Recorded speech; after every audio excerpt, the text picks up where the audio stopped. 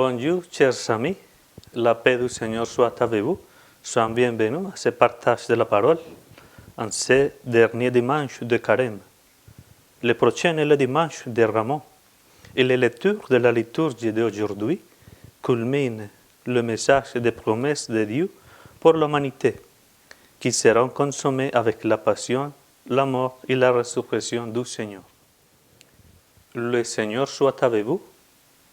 Évangile de notre Seigneur Jésus-Christ selon Saint Jean, chapitre 12, versets 20 à 33.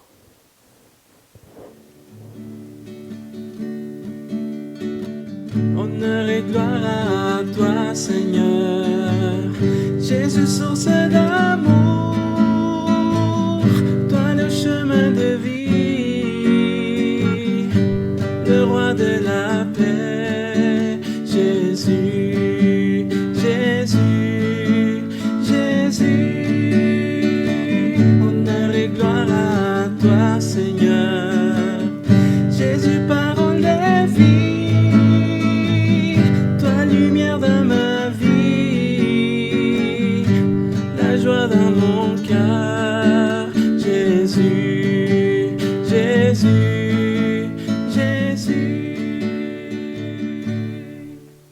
En ce temps-là, il y avait quelques Grecs parmi ceux qui étaient montés à Jérusalem pour adorer Dieu pendant la fête de la Pâque. Ils abordèrent Philippe, qui était de Bethsaïde, en Galilée, et lui firent cette demande. Nous voudrions voir Jésus. Philippe va le dire à André, et tous deux vont le dire à Jésus. Alors Jésus leur déclare: l'heure est venue où le Fils de l'homme doit être glorifié. Amen, amen, je vous le dis, si le grain de blé tombé en terre ne meurt pas, il reste seul. Mais s'il meurt, il porte beaucoup de fruits. Qui aime sa vie la perd, qui s'en détache en ce monde la gardera pour la vie éternelle.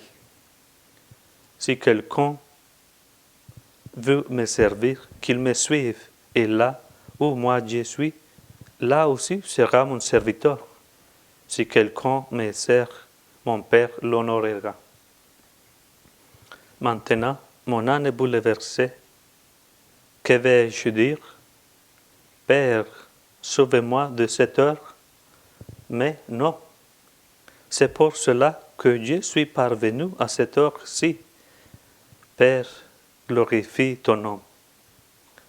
Alors du ciel vient une voix qui disait: je l'ai glorifié et je le glorifierai encore. En l'entendant, la foule qui se tenait là disait que c'était un coup de tonnerre. D'autres disaient: c'est un ange qui lui a parlé.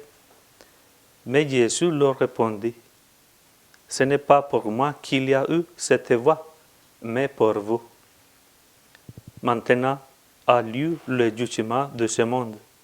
Maintenant, le prince de ce monde va être jeté dehors. Et moi, quand j'aurai été élevé de terre, j'attirerai à moi tous les hommes. Il signifiait par là de quel genre de mort il allait mourir.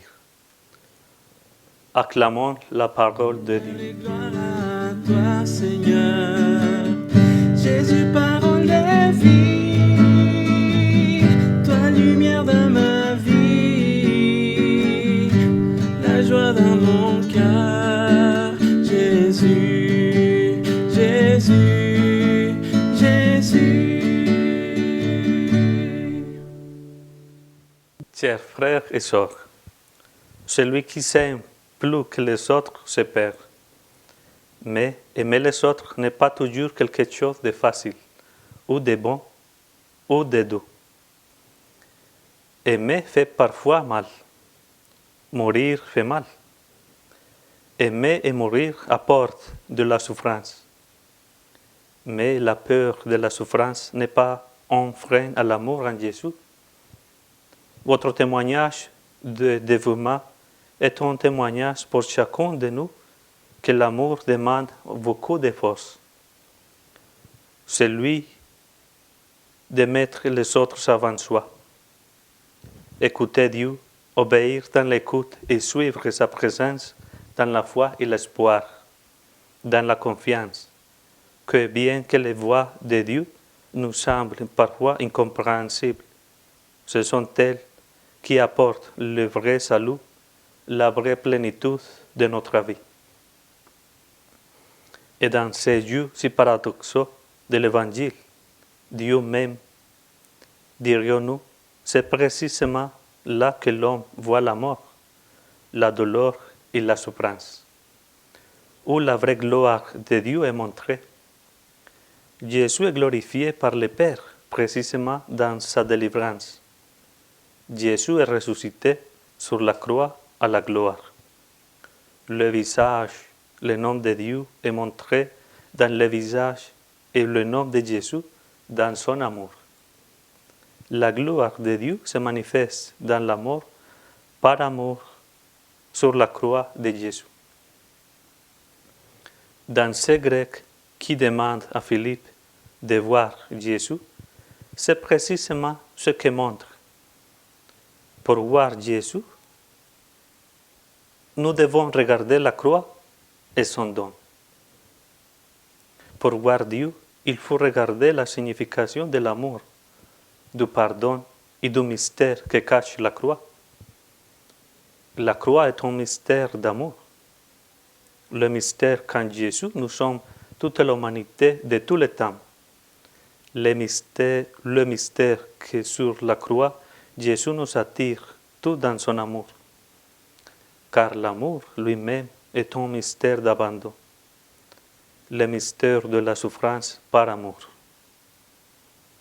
L'abandon de Jésus, le centre de notre foi que Pâques nous apporte en une semaine seulement, accomplit les promesses de Dieu dans son dévouement, dans son amour, se manifeste le visage, le nom et la gloire de Dieu. Père, glorifie ton nom.